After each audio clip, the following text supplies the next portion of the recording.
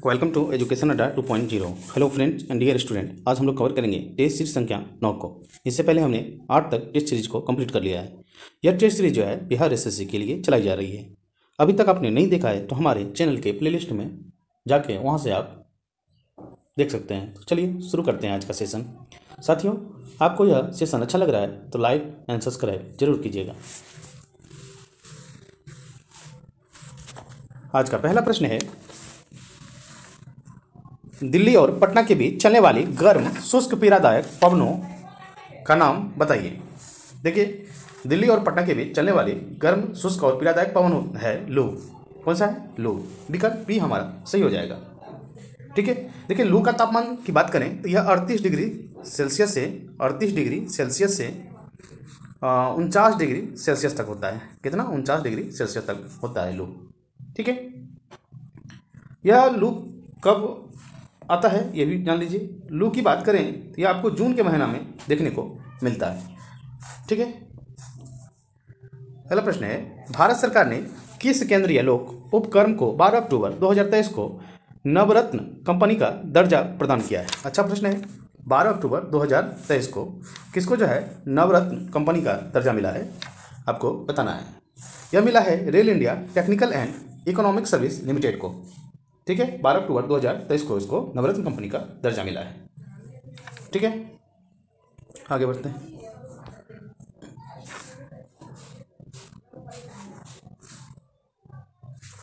अगला प्रश्न है, राष्ट्रीय डेयरी अनुसंधान संस्थान करनाल द्वारा तैयार की गई भारत की पहली क्लोन मादा बछड़े का नाम क्या है? ठीक है, राष्ट्रीय डेयरी अनुसंधान संस्थान करनाल में स्थित है और इसके द्वारा तैयार किया गया भारत की पहली क्लोन मादा बछड़े का नाम बताना है आपको।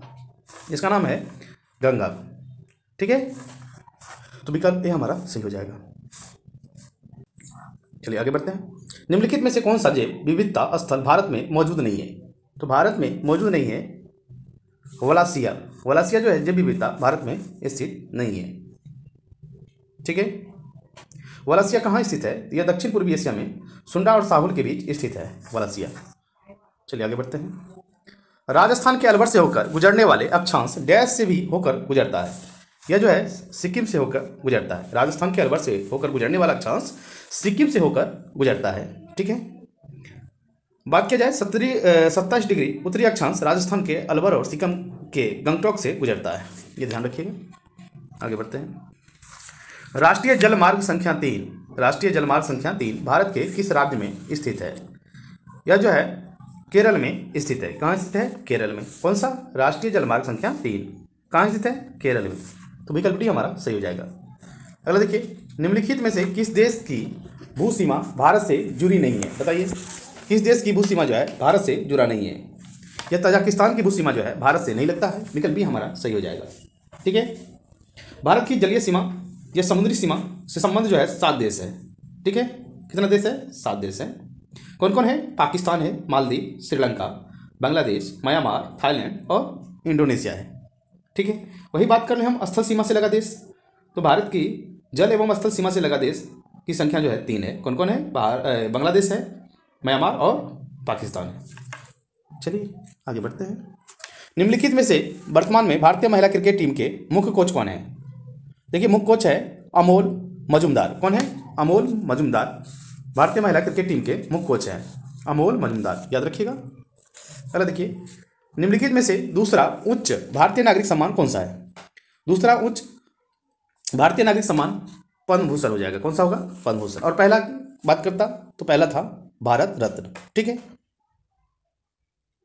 और भारत रत्न की शुरुआत कब हुआ ये भी जान लीजिए। यह हुआ था 1954 में। कब हुआ? 1954 में हुआ। और भारत रत्न पाने वाले प्रथम व्यक्ति थे डॉक्टर सर्वपल्ली राधाकृष्णन और सर सीवी के रमन एवं राजगोपालचारी को दिया गया था। ठीक है, चलिए आगे बढ़ते हैं। ज्ञानपीठ पुरस्कार किस क्षेत्र वालों को दिया जाता है? बेहद आसान प्रश्न भी है। ज्ञानपीठ पुरस्कार की बात करें तो यह साहित्य के क्षेत्र में दिया जाता है। किसके क्षेत्र में? साहित्य के क्षेत्र में। चलिए अगला देखिए, पूर्वोत्तर के किस राज्य में पहला मेडिकल कॉलेज अक्टूबर 2023 में खुला है? पूर्वोत्तर के किस राज्य में पहला मेडिकल कॉलेज अक्टूबर 2023 में खुला है? बताइए। यह जो है नागालैंड में खुला है। पहला कॉलेज मेडिकल अक्टूबर 2023 में नागालैंड में खोला गया है। ठीक है, चलिए आगे बढ़ते हैं। वर्ष 2024 में आयोजन होने वाले 109वीं भारतीय विज्ञान कांग्रेस की मेजबानी कौन करेगा? तो इसकी मेजबानी जो है लवली प्रोफेशनल यूनिवर्सिटी करेगा। कौन करेगा? Lovely professional university. वर्ष 2024 में आयोजन होने वाले 109वीं भारतीय विज्ञान कांग्रेस की मेजबानी लवली प्रोफेशनल यूनिवर्सिटी करेगी। ठीक है, चलिए आगे बढ़ते हैं। अगला प्रश्न है, किस तमिल लेखिका को सूर्यवंशम के लिए सरस्वती सम्मान 2022 का सम्मान से अक्टूबर 2023 में सम्मानित किया गया? किस तमिल लेखिका को सूर्यवंशम के लिए सरस्वती सम्मान 2022 का सम्मान से अक्टूबर 2023 में सम्मानित किया गया है? यह दिया गया है शिव शंकरी को। किसको? शिव शंकरी को सम्मानित किया गया है। ठीक है, चलिए अगला देखिए। भारतीय रिजर्व बैंक ने डैश को NBFC MFI के लिए एक व्यापक नियामक ढांचा पेश किया था। यह जो है 2 दिसंबर 2011 को पेश किया था। ठीक है, कब किया था? 2 दिसंबर 2011। भारतीय रिजर्व बैंक ने 2 दिसंबर 2011 को NBFC और MFI के लिए व्यापक नियामक ढांचा पेश किया था। ध्यान रखिएगा। अगला देखिए, देश की पहली डिजिटल एड्रेस सिटी होगी। देश की पहली डिजिटल एड्रेस सिटी होगी इंदौर। कौन होगी? इंदौर। ठीक है, और यह जो है स्वच्छता सूचकांक में शीर्ष पर है इंदौर, ये भी ध्यान रखिएगा। चलिए आगे बढ़ते हैं।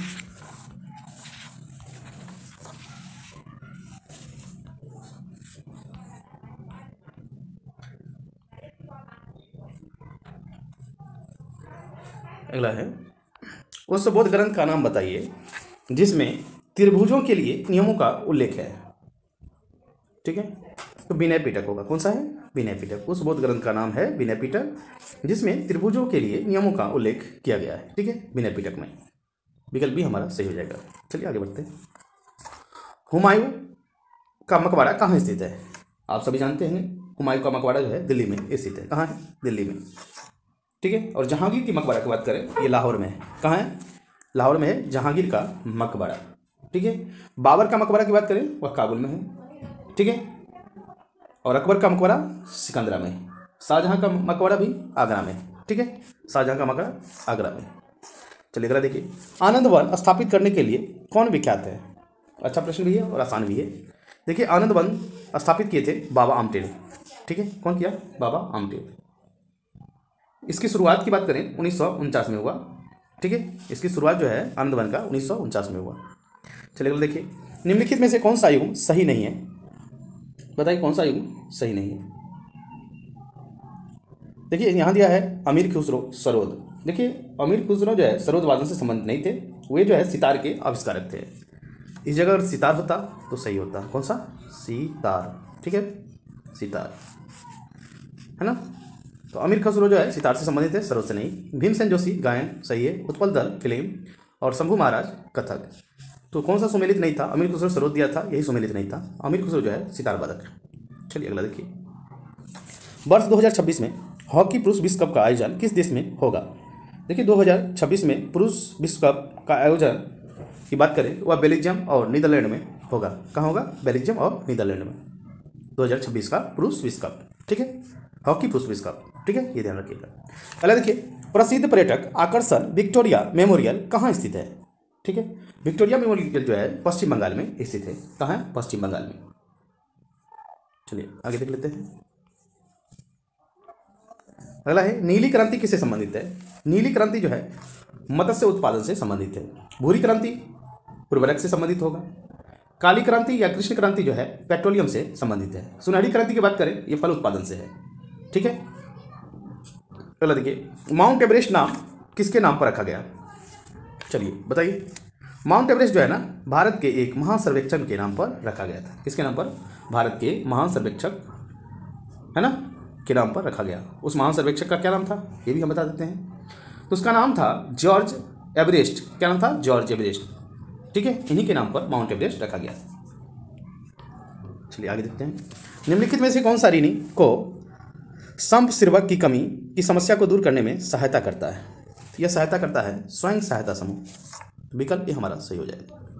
अगला देखिए, किस शास्त्रीय अर्थशास्त्री ने निम्नलिखित वाक्यांश को लोकप्रिय बनाया? कौन सा वाक्यांश था? प्रत्येक से उसकी क्षमता के अनुसार, प्रत्येक को उसकी आवश्यकता के अनुसार। यह वाक्यांश किसने दिया बताइए। यह दिया था कार्ल मार्क्स ने। विकल्प भी हमारा सही हो जाएगा। अगला देखिए, चेंचू जनजाति विद्रोह दक्षिण भारत के किस क्षेत्र का जनजाति विद्रोह था बताइए। यह जो है चेंचू जनजाति जो है ना विद्रोह दक्षिण भारत का आंध्र प्रदेश क्षेत्र का विद्रोह था। ठीक है, आंध्र प्रदेश से संबंधित था। है ना, देखिए, पुष्यमित्र जो कि अंतिम मौर्य सम्राट बृहदत्त का सेनापति था ने राजा की हत्या कर दी और एक नए राजवंश की स्थापना की। निम्नलिखित में से उसका वंश कौन सा था बताइए। पुष्यमित्र संघ के बारे में बताया। ये शुंग वंश से संबंधित थे। कौन से वंश? शुंग वंश। ठीक है, इन्होंने जो है मौर्य का अंतिम सम्राट था, बृहदत्त का सेनापति भी था। ठीक है, और उसकी हत्या भी कर दिया था। चलिए आगे बढ़ते हैं। शिक्षा की वर्धा योजना कब लाया गया था? शिक्षा की वर्धा योजना की बात करें, यह लाया गया था 1937 में। कब लाया गया? 1937 में। देखिए, 1937 में महात्मा गांधी ने अपने पत्र द हर्जन में लेखों की एक श्रृंखला प्रकाशित की थी और उसके माध्यम से ही एक शिक्षा योजना का प्रस्ताव प्रस्तुत किया, जिसे मौलिक शिक्षा या आधारभूत शिक्षा या गांधी शिक्षा या बुनियादी शिक्षा वर्धा शिक्षा योजना की संज्ञा दी गई थी। चलिए आगे बढ़ते हैं। अगला है, एशियाटिक सोसाइटी ऑफ बंगाल की स्थापना किस वर्ष में की गई थी? बात किया जाए एशियाटिक सोसाइटी ऑफ बंगाल की स्थापना का, तो ये हुआ था 1784 में। कब हुआ? 1784 में। ठीक है, इसकी स्थापना जो है जोन्स के द्वारा किया गया था। किसके द्वारा? जोन्स के द्वारा। ये भी ध्यान रखिएगा। अगला देखिए, निम्नलिखित में से किस स्थल को से प्रथम खेत कृषि भूमि का साक्ष्य मिला? निम्न में से किस स्थल से प्रथम खेत कृषि भूमि का साक्ष्य मिला? यह मिला था मेहरगढ़। मेहरगढ़ से ही जो है प्रथम खेती का या कृषि भूमि का साक्ष्य मिला। ध्यान रखिएगा, विकल्प ये हमारा सही हो जाएगा।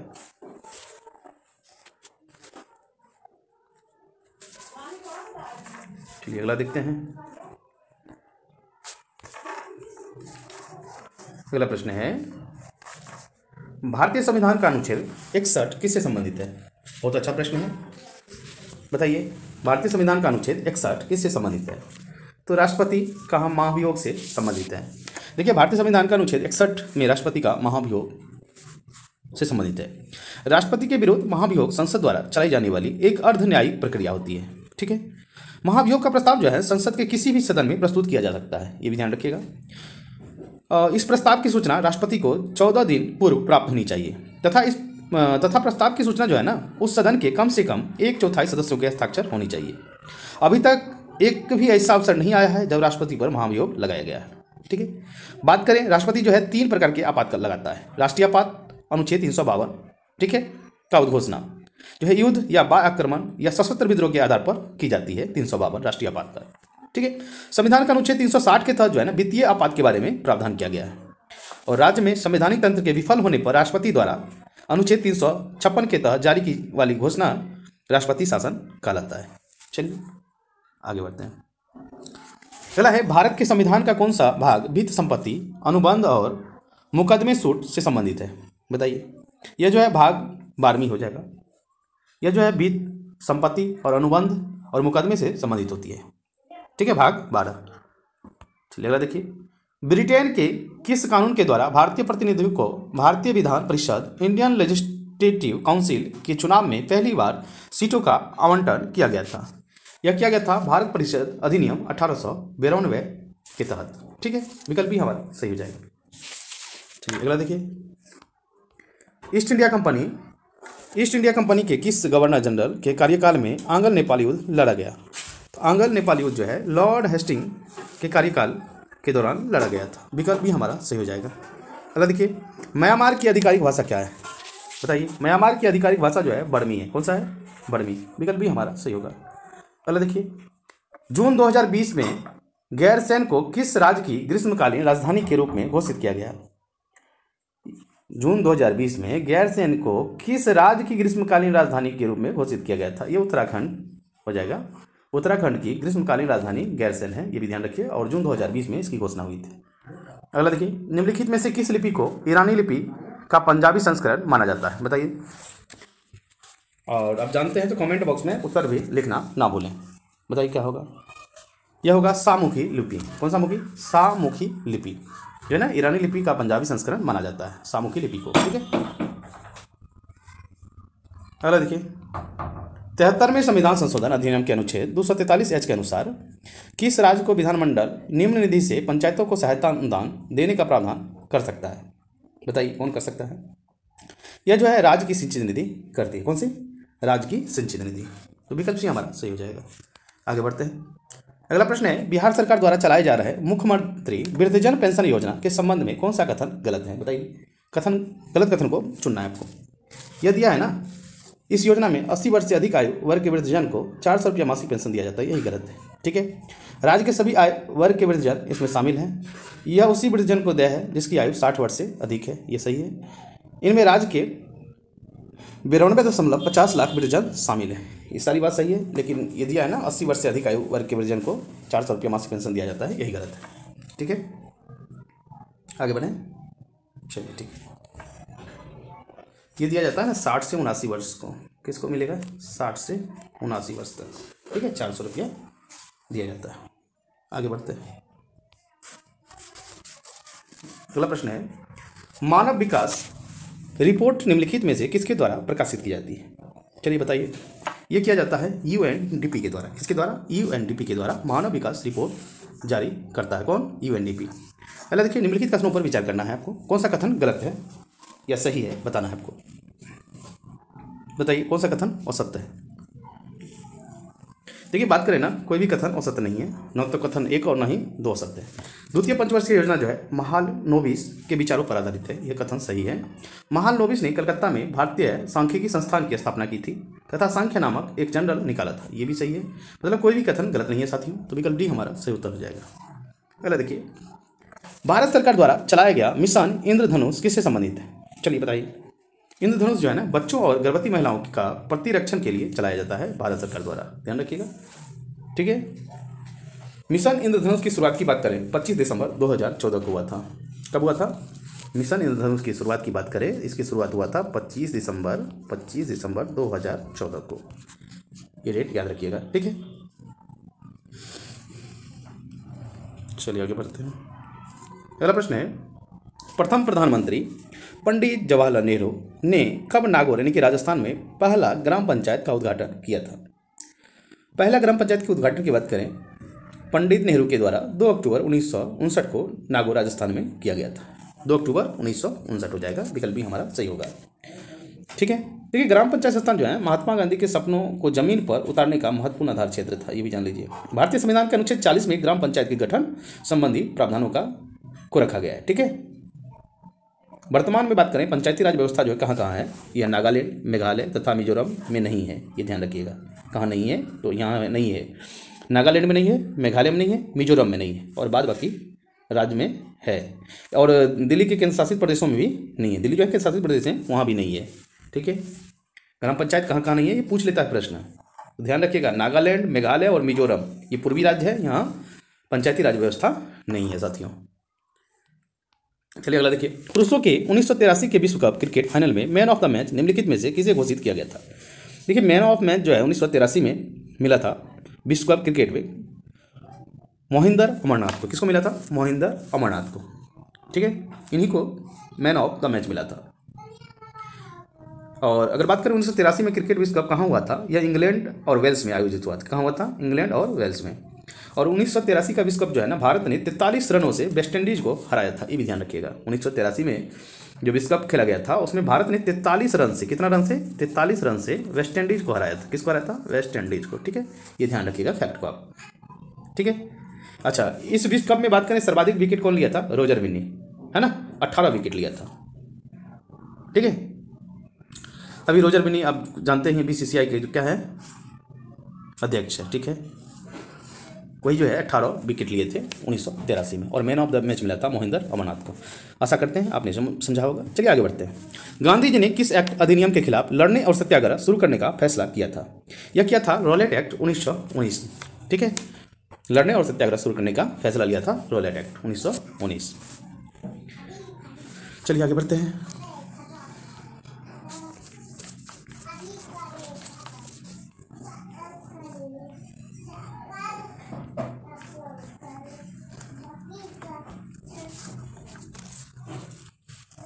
चलिए अगला प्रश्न है, भारत के उस वायसराय का नाम बताइए। उस वायसराय का नाम बताना है जिसका संबंध भारतीय स्वतंत्रता संग्राम के दौरान के विवादास्पद इल्बर्ट बिल से था। बताइए, इल्बर्ट बिल से था लॉर्ड रिपन का संबंध। किससे? Lord Ripon. चलिए आगे बढ़ते हैं। निम्नलिखित में से किस प्रकार की अर्थव्यवस्था में उत्पादन के कारक एकाधिकार में होते हैं? यह हो जाएगा पूंजीवादी। पूंजीवादी जो है अर्थव्यवस्था में उत्पादन के कारक एकाधिकार में होते हैं, यह ध्यान रखिएगा। निम्नलिखित में से किसे भारत के राष्ट्रपति द्वारा नियुक्त नहीं किया जाता है? बताइए, राष्ट्रपति के द्वारा किसे आप नियुक्त नहीं करेंगे? राज्य के मुख्यमंत्री। बताइए क्या होगा, कमेंट बॉक्स में आंसर जरूर लिखिएगा। ये हो जाएगा राज्यों के मुख्यमंत्री जो है भारत के राष्ट्रपति द्वारा नियुक्त नहीं किया जाता है। बात करें भारत के राष्ट्रपति द्वारा नियुक्त होते हैं कौन? उच्च न्यायालय के न्यायाधीश, ये सही है। भारत के मुख्य न्यायाधीश भी और राज्यों के राज्यपाल भी राष्ट्रपति द्वारा नियुक्त होते हैं, लेकिन मुख्यमंत्री जो है सो राष्ट्रपति द्वारा नियुक्त नहीं होते हैं। ठीक है, बात करें मुख्यमंत्री की नियुक्ति जो है अनुच्छेद 164 के तहत राज्यपाल द्वारा की जाती है। किसके द्वारा? राज्यपाल के द्वारा, अनुच्छेद 164 के तहत। ये भी पूछ लेता है कि बताइए मुख्यमंत्री की नियुक्ति कौन से अनुच्छेद के तहत होती है और कौन करता है? तो ध्यान रखिएगा, अनुच्छेद 164 के तहत राज्यपाल मुख्यमंत्री की नियुक्ति करती है। चलिए आगे बढ़ते हैं। निम्नलिखित में से कौन सा ज्वालामुखी प्रशांत महासागर का ज्वालावृत्त के अंतर्गत आता है? बताइए कौन सा आएगा? यह है फ्यूजीयामा। कौन सा है? फ्यूजीयामा। ध्यान रखिएगा, फ्यूजीयामा ज्वालामुखी जो है प्रशांत महासागर का ज्वालावृत्त के अंतर्गत आता है। चलिए अगला देखते हैं। लोएस्ट चट्टान किस प्रकार की चट्टानी का उदाहरण? लोएस्ट चट्टान, देखिए लोएस्ट चट्टान जो है ना परतदार चट्टानी होती है। कौन से? परतदार चट्टानी होती है लोएस्ट चट्टान। ठीक है, आगे बढ़ते हैं। पर्णवृंत डैश का एक अंग है? बताइए पर्णवृंत किसका एक अंग है? यह है पेड़ का। किसका है? पेड़ का। चलिए अगला देखिए। Zinc sulphate heptahydrate ZnSO4 7H2O को आमतौर पर किस नाम से जाना जाता है? बताइए। इसको जो है ना श्वेत तुतिया कहते हैं। क्या कहते हैं? जिंक सल्फेट हेप्टाहाइड्रेट, हेप्टाहाइड्रेट हुआ H2O। ठीक है, इसको जो है सो बोला जाता है श्वेत तुतिया। ठीक है, आगे बढ़ते हैं। निम्नलिखित में से कौन सा लाभकारी कीट नहीं है? बताइए कौन सा लाभकारी कीट नहीं है? इसमें जो है दीमक जो है लाभकारी कीट नहीं होता। विकल्प ए हमारा सही हो जाएगा। अगला देखिए, अगला है एसी जनित्र को डीसी जनित्र में परिवर्तित करने के लिए क्या होगा? बताइए। इसको जो है ना विभक्त बलय दिक् परिवर्तक का उपयोग किया जाता है। एसी जनित्र को डीसी जनित्र में परिवर्तन करने के लिए विभक्त बलय यानी कि दिक् परिवर्तक का उपयोग किया जाता है। ठीक है, चलिए आगे बढ़ते हैं। निम्नलिखित में किन्हें पादप जगत के उभयचरों के रूप में जाना जाता है?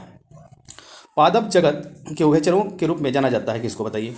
ब्रायोफाइटा को जाना जाता है। पादप जगत के उभयचरों के रूप में ब्रायोफाइटा को जाना जाता है। विकल्प ये हमारा सही हो जाएगा। तो देखिए, चीनी के अल्कोहल में रूपांतरण की प्रक्रिया को क्या कहा जाता है? चीनी के अल्कोहल में रूपांतरण की प्रक्रिया को क्या कहा जाता है? तो इसको कहा जाता है किण्वन। क्या कहा जाता है? किण्वन। विकल्प भी हमारा सही हो जाएगा। चलिए आगे बढ़ते हैं। संयोजी इलेक्ट्रॉन डैश में मौजूद होते हैं? बताइए। संयोजी इलेक्ट्रॉन की बात करें, यह जो है परमाणु की सबसे बाह्य कक्षा में मौजूद होता है। विकल्प भी हमारा सही हो जाएगा। चलिए आगे बढ़ते हैं। आप उन दवाओं को क्या करते हैं जो ग्राही की सतह पर आबंधित होकर इसके प्राकृतिक कार्य में विरोध उत्पन्न करती है? बताइए क्या कहेंगे उसको? तो उसको कहा जाता है विरोधी। क्या कहा जाता है? विरोधी। विकल्प भी हमारा सही हो जाएगा। अगला देखिए, किसी पदार्थ की मात्रा को मापने के लिए निम्नलिखित में से किस इकाई का उपयोग किया जाता है? देखिए, पदार्थ की मात्रा को मापने के लिए मोल का उपयोग करते हैं। ठीक है, चलो देखिए, निम्नलिखित में से कौन सा सिद्धांत सौर ऊर्जा प्रणालियों से संबंधित है? सौर ऊर्जा प्रणालियों से संबंधित अगर बात करें तो वह है फोटो वोल्टाइक प्रभाव। कौन सा प्रभाव? फोटो वोल्टाइक इफेक्ट जो है आपको ऊर्जा प्रणालियों से संबंधित है, फोटो वोल्टाइक प्रभाव। ठीक है, चलिए आगे बढ़ते हैं।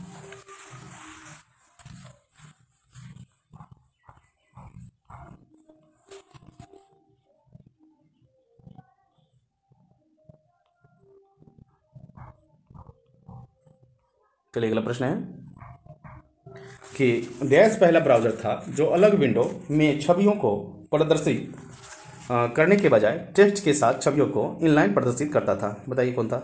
यह था मोजेक। कौन था? मोजेक। तो विकल्प डी हमारा सही हो जाएगा। मोजेक पहला ब्राउज़र था जो अलग विंडो में छवियों को प्रदर्शित करने के बजाय टेक्स्ट के साथ छवियों को इनलाइन प्रदर्शित करता था। ध्यान रखिएगा, कंप्यूटर से प्रश्न है। अगला देखिए, कंप्यूटर के संदर्भ में वेटवेयर क्या है? वेटवेयर क्या होता है? कंप्यूटर के संदर्भ में बताना है आपको कि वेटवेयर क्या होता है। बताइए।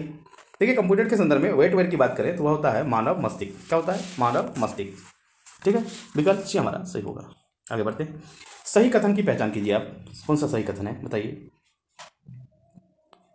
तो यही हो जाएगा, न्यूटन बल का मात्रक होता है। यही सही हमको लग रहा है। आपको क्या लग रहा है कमेंट बॉक्स में जरूर रखिए। बात किया जाए ना,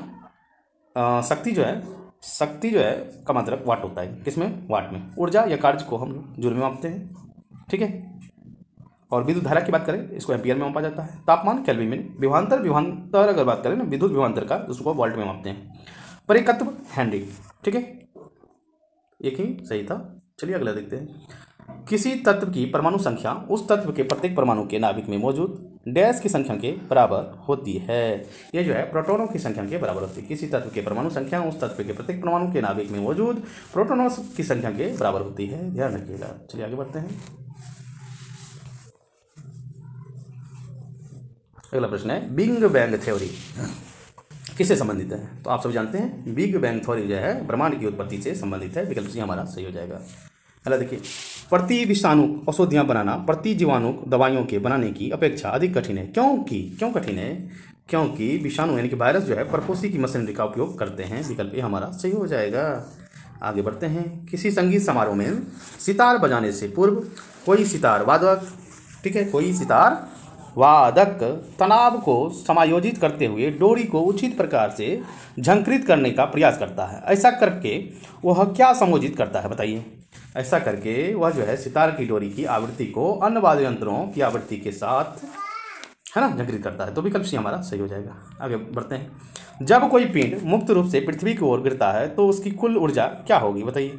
तो उसकी कुल ऊर्जा जो है अचर रहती है, कांस्टेंट, कोई फर्क नहीं पड़ता है साथियों, ठीक है। आगे देखिए, लाइट, यहाँ होगा लाइट डिटेक्टर उपकरण को डैश के रूप में भी जाना जाता है।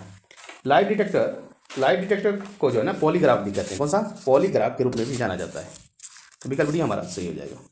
अगला देखिए, निम्नलिखित में किसका उपयोग सर्वाधिक आमतौर पर सौर सेलों में अर्धचालक के रूप में किया जाता है? अर्धचालक के रूप में जो है ना GAS का किया जाता है। GA और AS का उपयोग किया जाता है, ठीक है। ये सटा हुआ नहीं होना चाहिए, GA और AS, ठीक है, इसका उपयोग किया जाता है।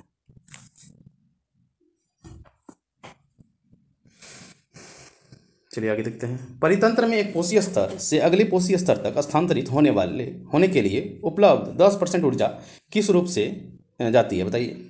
यह जो है ना रासायनिक ऊर्जा से जाती है। 10% ऊर्जा जो है ना रासायनिक रूप से जाती है। विकल्प सी हमारा सही हो जाएगा। अरे देखिए, जलती हुई मोमबत्ती को कांच के जार से ढकने पर क्या होगा?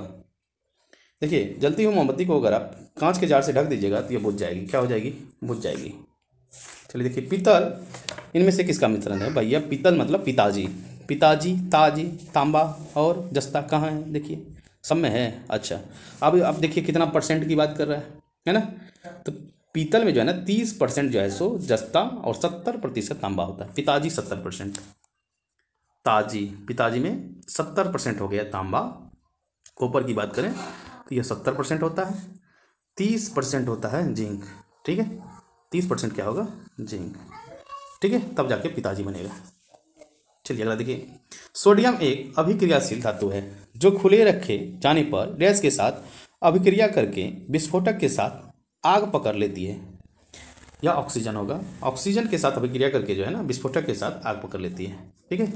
विकल्प डी हमारा सही हो जाएगा। अगला देखिए, अगला है निम्नलिखित में से किस पौधे का जड़ तना और पत्तियों में विभेदित नहीं किया जा सकता है?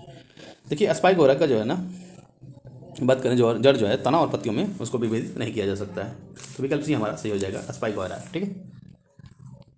तो साथियों, इसी के साथ जो है ना हमने 75 जो है GK GS प्रश्नों को कवर कर लिया है। तो आपको यह सेशन कैसा लगा कमेंट बॉक्स में जरूर लिखिएगा। आज के लिए इतना ही। जय हिंद, जय भारत, जय बिहार।